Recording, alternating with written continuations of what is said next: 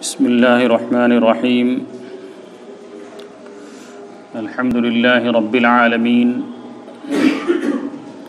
والعاقبة للمتقين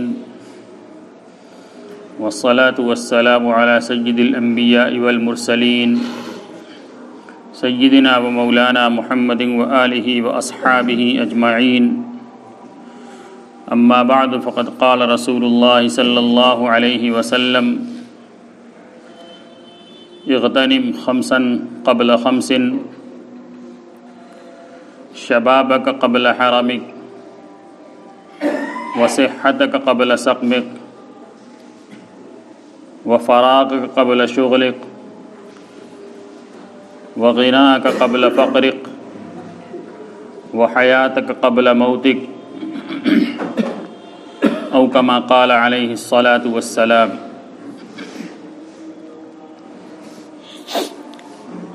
میرے محترم بھائیوں، دوستوں، بزرگوں،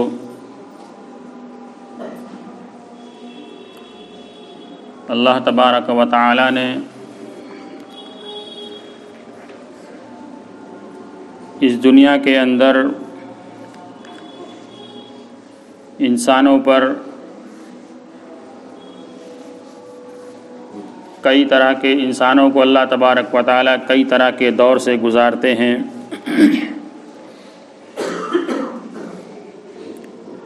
انسان پیدا ہوتا ہے، اس کے بچپنے کا زمانہ گزرتا ہے، اور پھر اس کے بعد جوانی شروع ہوتی ہے، اور جوانی کا ایک زمانہ گزرنے کے بعد پھر وہ بڑھاپے کی طرف جاتا ہے، اور پھر بڑھاپے کا زمانہ گزارتا ہے. ان مختلف زمانوں کے اندر انسان کے اندر اعمال کے کرنے کی صلاحیت اور اس کے شوق کے اعتبار سے فرق محسوس ہوتا ہے. انسان جب جوانی کے زمانے میں ہوتا ہے تو یہی وہ دور ہے جس کے اندر انسان کے اندر کچھ کرنے کی ہمت، صلاحیت، طاقت اور جذبات ہوتے ہیں کہ اگر اس دور کو صحیح رخ پر ڈال دیا جائے اور جوانی کو صحیح کام میں صرف کیا جائے تو یہ جوانی قوم کے عروج کا باعث بن جاتی ہے اور اس کی زندگی کی کامیابی کی ضمانت بن جاتی ہے. اور اگر یہ جوانی کا زمانہ غلط رخ پر پڑ جائے تو خود بھی برباد ہوگا، اور جس قوم کے جوانوں کا رخ غلط سمت میں چلا جائے وہ قوم بھی اس دنیا کے اندر نیست و نابود ہو جائے گی، اس کا کوئی وجود باقی نہیں رہے گا. اسلام کے اندر اسی بنیاد پر جوانی کے اعتبار سے خاص ہدایات دی گئی ہیں کہ جوانی کو کس چیز کے اندر ہمیں صرف کرنا چاہیے.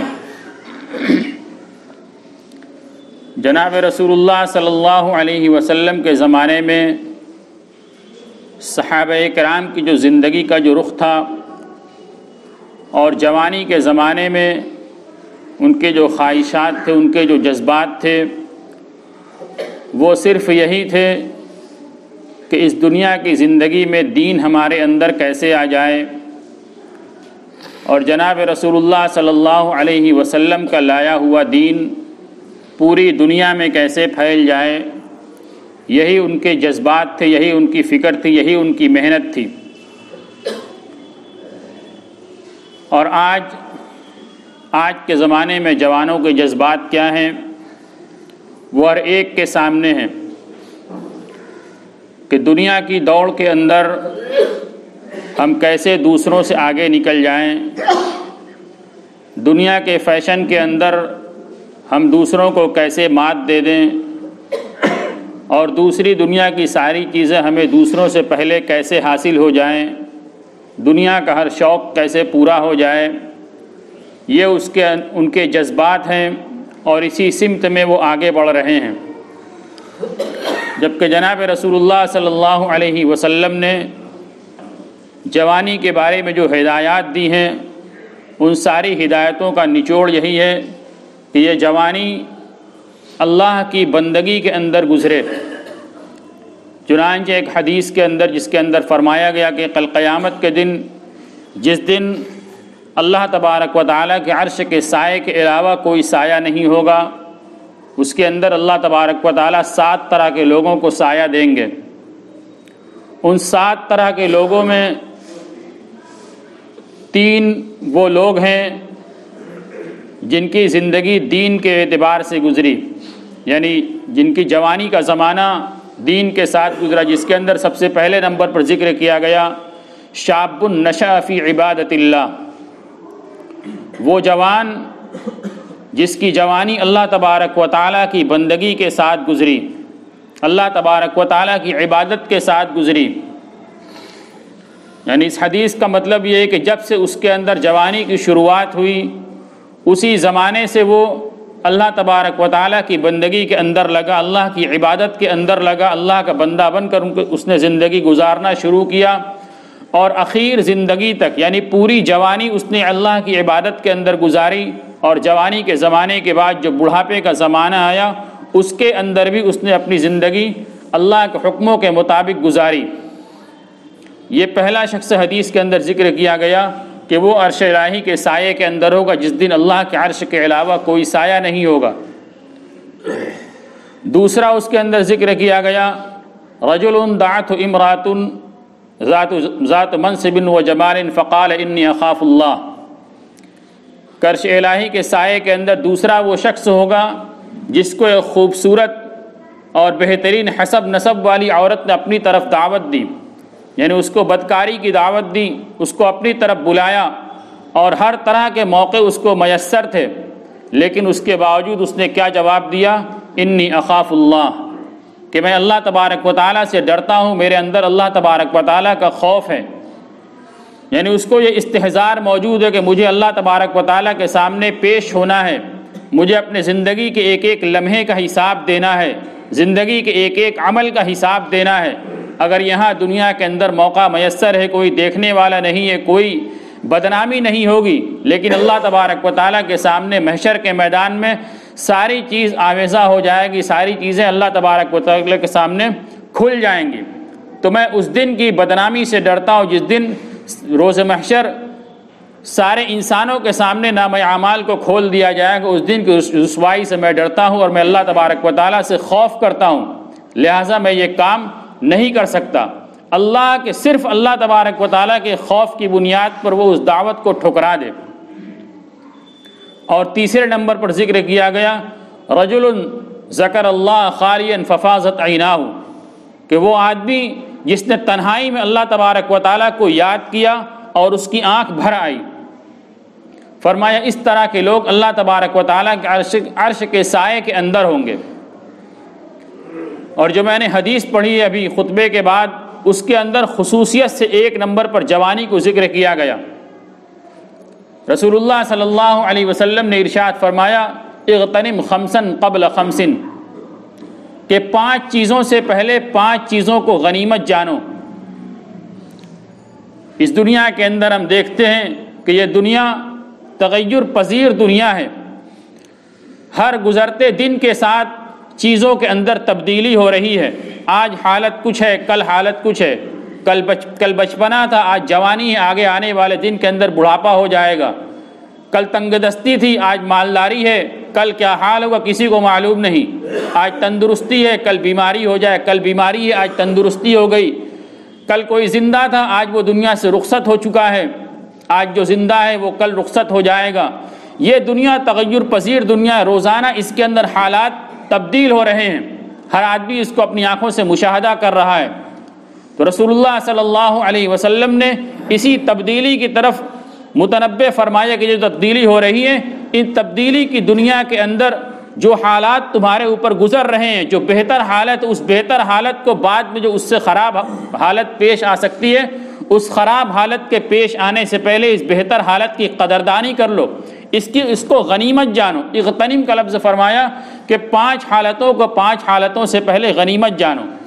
اس کے اندر سب سے پہلے کیا فرمایا؟ شبابک قبل حرمک، کہ اپنی جوانی کو اپنے بڑھاپے سے پہلے غنیمت جانو۔ آج اللہ تبارک و تعالی نے جوانی کی قوت عطا فرمائی ہے، اس کے اندر انسان ہر عمل کر سکتا ہے، جس کا وہ تہیہ کر لے اس کو وہ کر گزر سکتا ہے، چاہے وہ دنیا کے اعتبار سے ہو، چاہے وہ دین کے اعتبار سے ہو۔ اس جوانی کے زمانے میں وہ اللہ تبارک و تعالی کی خوب بندگی بھی کر سکتا ہے، خوب عبادت بھی کر سکتا ہے، دین کا خوب کام بھی کر سکتا ہے، دنیا کے اعتبار سے بھی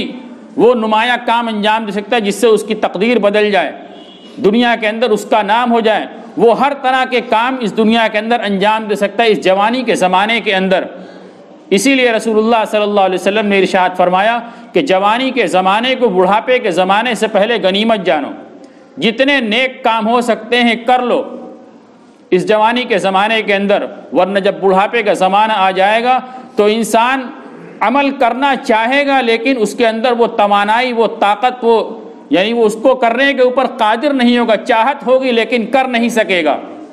اس کے اندر اتنی طاقت ہی نہیں ہوگی، اتنی سخت ہی نہیں ہوگی۔ لہذا فرمایا کہ جب طاقت ہے، قوت ہے، سخت ہے تو جتنا کر سکتے ہو اتنا کر لو۔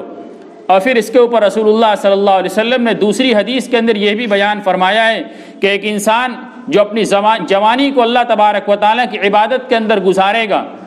اپنی جوانی میں وہ دین کا خوب کام کرے گا،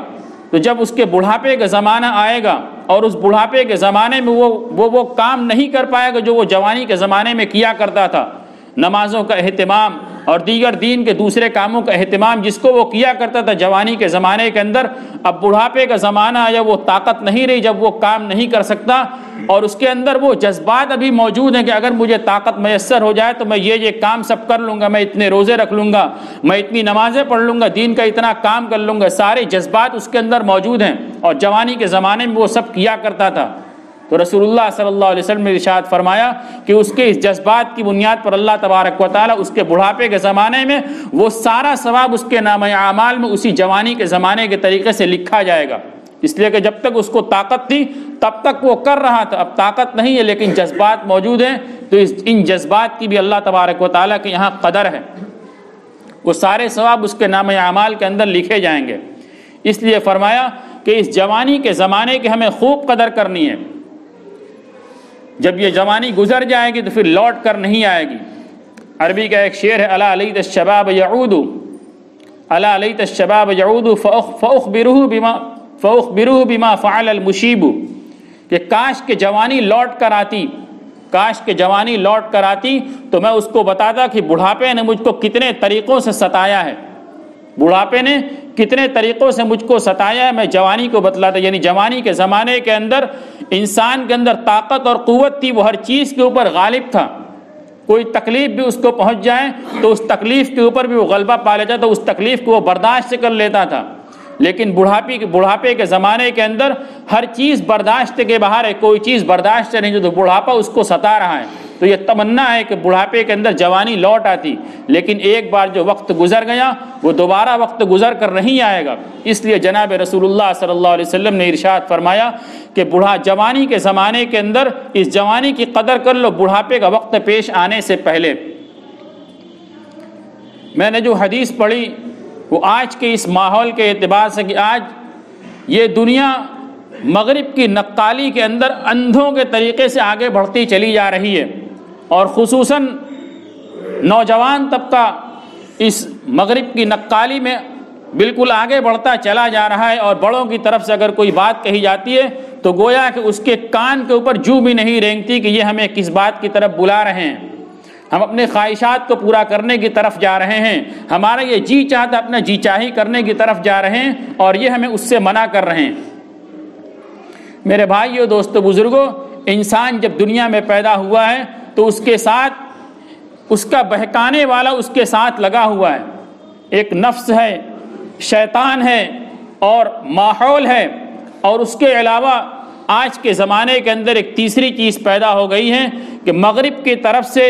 جو ماحول دنیا کے اندر سوچی سمجھی سازش کے تحت تیار کیا جا رہا ہے کہ مسلمانوں کو کیسے ان کے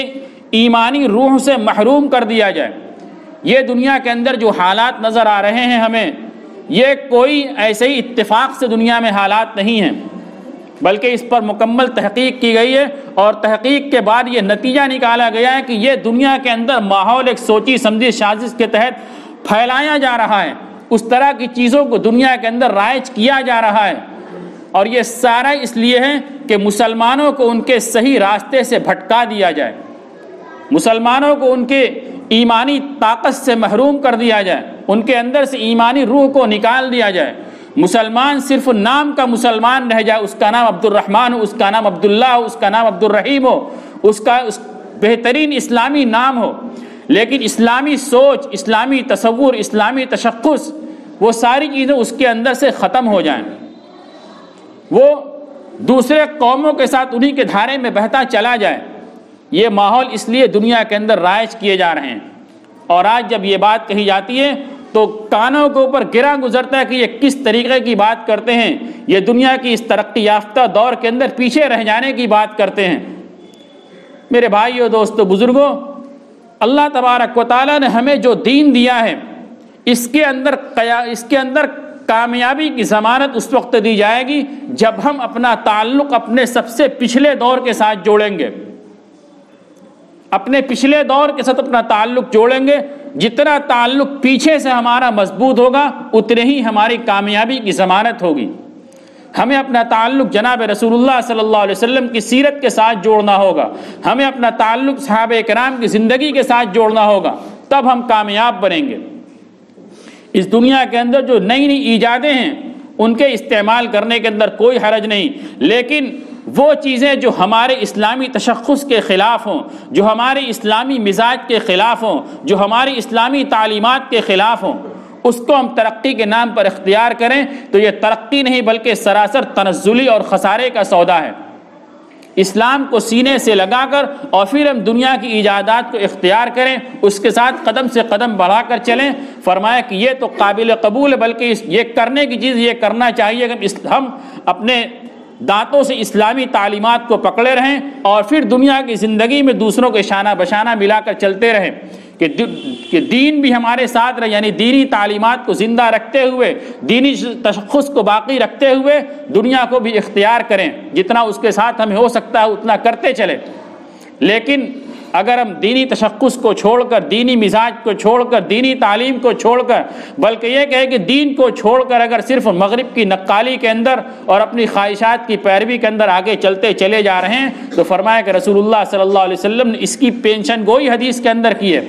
رسول اللہ صلی اللہ علیہ وسلم نے ارشاد فرمایا لَتَتَّبِعُنَّ سُنَنَ مَنْ قَبْلِكُمْ، کہ تم پچھلے لوگوں کی ضرور بضرور نقالی کرو گے۔ کتنی نقالی کرو گے؟ ہاتھ در ہاتھ اور بالشت در بالشت، یعنی جس طرف وہ جائیں گے تم اس طرف ان کی نقالی کرو گے، جو عمل وہ کریں گے وہ عمل تم کرو گے۔ اور آپ نے فرمایا حتیٰ لو دخلوا حجر ضب لدخلتموہ، یہاں تک کہ اگر وہ گوہ کی سوراخ کے اندر داخل ہو گئے تو تم اس کے اندر بھی داخل ہو گئے، یعنی آنکھ بند کر کے تم ان کی پیروی اور ان کی نقالی کرتے چلے جاؤ گے۔ وہ جس طرف جائیں گے وہ تم اس طرف چلتے چلے جاؤ گے، وہ جو کام کریں گے وہ کام کرتے چلے جاؤ گے، جس پہناوے کو ایجاد کریں گے وہ پہناوا پہنتے چلے جاؤ گے، جیسی تقریب اختیار کریں گے ویسی تقریب اختیار کرو گے، جیسی شادی کریں گے ویسی شادی کرتے چلو گے، جیسے کاروبار کریں گے ویسے کاروبار کو اختیار کرتے چلے جاؤ گے، ہر چیز میں ان کی نقالی کرو گے۔ اس فرمانے کا مقصد کیا ہے؟ اس فرمانے کا مقصد کیا ہے؟ حضرت صحابہ کرام نے پوچھا کہ وہ کون ہوں گے جن کی ہم نقالی کریں گے؟ رسول اللہ صلی اللہ علیہ وسلم ارشاد فرمایا کہ وہ یہود و نصارہ ہیں۔ صحابہ کرام نے فرمایا کہ وہ یہود و نصارہ ہوں گے جن کی ہم نقالی کریں گے؟ آپ صلی اللہ علیہ وسلم فرمایا کہ ہاں وہ یہود و نصارہ ہوں گے۔ اور کون ہوں گے؟ اور یہود و نصارہ کون ہیں؟ ہم ہر نماز کے اندر ایک سورت پڑھتے ہیں، سورہ فاتحہ، اس کی آخری آیت ہم کیا پڑھتے ہیں؟ غیر المغضوب علیہم ولا الضالین، کہ اللہ تبارک و تعالی ہمیں ان لوگوں کے راستے سے بچائے جن کے اوپر اللہ تبارک و تعالیٰ کا غضب نازل ہوا ہے، اور جو گمراہ ہیں ان کے راستے سے بچائے۔ یہ گمراہ اور وہ لوگ جن کے اوپر غضب نازل ہوا کون ہیں؟ قرآن کے اندر بالکل وضاحت کے ساتھ بیان کر دیا گیا کہ جن کے اوپر غضب نازل ہوا ہے وہ یہود ہیں، اور جو لوگ گمراہ ہیں وہ نصارہ ہیں۔ یعنی یہود و نصارہ کے راستے سے قرآن کے اندر پناہ مانگی گئی ہے، اور حدیث کے اندر فرمایا گیا کہ تم ان کے راستے پر چلو گے۔ مقصد کیا ہے کہ دنیا کے حالات اسی طریقے کے بنیں گے کہ لوگ اس رخ پر جائیں گے، لیکن تمہارا ایمانی تقاضا یہ ہونا چاہیے کہ تم اس کے خلاف اپنے ایمان کی حفاظت کرتے ہوئے اپنے ایمان کے تقاضے کے اعتبار سے چلو، اندھا دھند ان کی پیروی مت کرو۔ آج دنیا کا جو ماحول بنایا جا رہا ہے وہ ایک سازش کے تحت بنایا جا رہا ہے، اور خصوصاً نوجوانوں کو اس کے اندر شامل کرنے کی کوشش کی جا رہی ہے۔ اس لیے ہمیں اس پر متنبہ ہونے کی ضرورت ہے کہ ہم مسلمان ہیں، ہم ایمان والے ہیں، ہماری سوچ، ہماری فکر کیا ہونی چاہیے، ہماری صلاحیت کہاں لگنی چاہیے، ہمیں کیسی زندگی گزارنی چاہیے، ہمیں سب سے پہلے اس کو دیکھنا ہے۔ اللہ تبارک و تعالی ہم سب کو کہنے سننے سے عمل کی توفیق عطا فرمائے۔ وآخر دعوانا ان الحمد للہ رب العالمین۔